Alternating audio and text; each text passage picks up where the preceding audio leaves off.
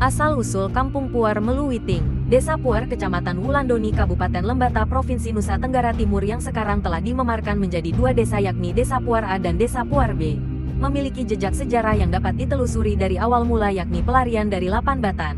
Mereka lari ke Tuak Utun, kini Kecamatan Ileape, terus ke Gelorakan, sekarang Lewolebar, terus ke Kapesor Kebakan terus ke Patotika. Sesampainya di tempat ini ada sebagian yang berjalan ke arah lereng Gunung Labalekan di sebelah atas Desa Atawai dan terus ke Orawutu, sebagian lagi mendaki lewat Pumas menuju Lifor Leret, tempat yang rata sebelum kita mendaki ke puncak Gunung Labalekan.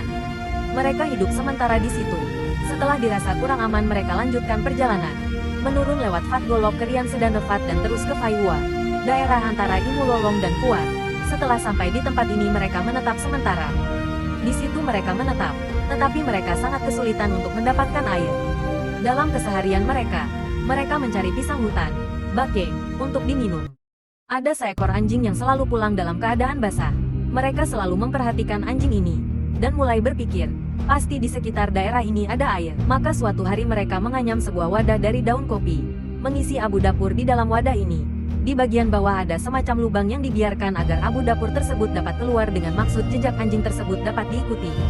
Keesokan harinya mereka mengikat wadah tersebut di leher anjing tersebut dan secara diam-diam terus mengikuti gerak-gerik anjing tersebut. Dan memang benar seperti dugaan mereka bahwa di sekitar tempat mereka tinggal pasti ada air. Secara diam-diam mereka mengikuti anjing tersebut ke arah air sesuai petunjuk abu dapur yang sudah mereka ikat di leher anjing. Sesampainya mereka di sumber air, mereka begitu gembira dan mata air tersebut diberi nama Faiwa. Kehidupan mereka di tempat tersebut belum menjanjikan. Suatu hari pada saat Nenek Bim mengiris tuak, ia melihat ke arah Puar, kapuk hutan. Dalam hati ia berkata mungkin di sana daerahnya lebih bagus untuk dijadikan tempat bermukim. Maka Nenek Bim mengumpulkan semua orang untuk menyampaikan maksud tersebut. Mereka sepakat untuk bersama-sama ke arah yang dimaksud. Mereka berjalan menuju ke arah Puar, kapuk hutan tersebut. Sesampainya di situ mereka membuat snugur.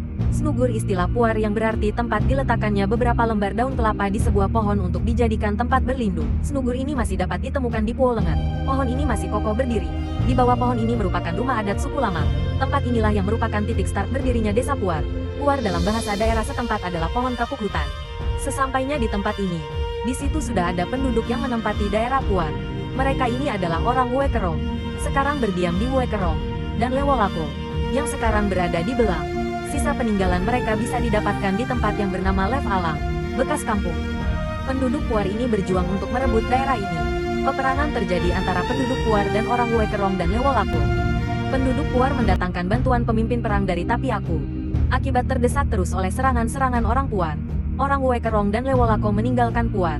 Maka daerah Puar seutuhnya dikuasai oleh orang Puar. Berdasarkan hasil wawancara terhadap beberapa tokoh masyarakat yang bisa memberikan keterangan awal mula hadirnya Desa Puar, diyakini bahwa masyarakat Desa Puar yang dulu dan sekarang sedang menghuni Desa Puar adalah masyarakat yang datang dari Seranggoran dan juga dengan adanya tenggelamnya Lapan Batan. Pada zaman dahulu, Desa Puar tidak seperti sekarang ini. Masyarakat zaman dahulu hidup di oring-oring dan bukan rumah tetapi pondok-pondok sesuai dengan tempat kerja mereka masing-masing. Jarak antara satu oring dengan oring lainnya lumayan jauh. Nama-nama oring tersebut adalah Ongar, Riang, Baka, Pelan dan Kalabasar. Selain itu ada sebagian masyarakat yang hidup dan menetap di Labasel dan Pulau Lengat, yang menjadi cikal bakal lahirnya Desa Puar. Jika ditelusuri dalam kehidupan di oring-oring tersebut mereka pada malam hari biasanya bersama-sama. Mengingat pada zaman dahulu masih ada perang. Seiring perkembangan zaman, kepala kampung meminta agar semua masyarakat yang hidup di oring-oring bisa hidup berkumpul membentuk sebuah kampung yang diberi nama Desa Gaya Baru Puar. Suku-suku yang mendiami Desa Puar antara lain, suku Lamang, suku Uwur. Dua suku ini dalam perkembangannya adalah kakak dan adik, suku Botur, suku Sakeng, suku Wadan. Kedua suku ini dalam perkembangannya juga adalah kakak dan adik, suku Kobun, suku Kalang, suku Burin, suku Leban, suku Liman, suku Kilok, suku Bakior. Dalam perkembangannya, ada sebagian masyarakat Puar yang hidup dan menetap di Lamalere, yang sekarang berpindah ke Watuwara dan sebagian lagi hidup dan menetap di Bamur. Kedua daerah ini sekarang masuk di Desa Imulolong. Proses mendapatkan tanah di Puar, dahulu kala semenjak nenek moyang mereka datang dan menempati Desa Puar adalah dengan jalan yang pertama adalah Makatek. Makatek dalam bahasa Puar adalah membuka hutan belantara. Yang kedua adalah Mokarek. Dalam bahasa Puar adalah membuka padang. Dan yang ketiga adalah tanah pengibahan. Dalam bahasa Puar, tanah yang diberikan secara cuma-cuma oleh saudara kepada saudarinya. Dari gambaran umum tentang terbentuknya desa Puar dapat disimpulkan bahwa ada beberapa suku yang pertama mendiami desa Puar, antara lain suku Lamak, suku Wuwur, suku Kalang, suku Botur, suku Sakeng dan suku Kobun. Beberapa suku yang sekarang ada di Puar, mereka baru masuk dan bergabung. Dalam kehidupan masyarakat Puar, untuk pembagian tugas untuk ritus-ritus tertentu seperti kebekal hujan, ritual meminta turunnya hujan, dilakukan oleh suku Wuwur, bagian kepala, suku Kalang, bagian perut, suku Lamak, bagian kaki, dan suku Botur sebagai saudari dari ketiga suku ini. Winan, ritus meredahkan angin dilaksanakan oleh suku Kobun dan suku Wuwur, dan ritus mengusir burung dilaksanakan oleh suku Lamak.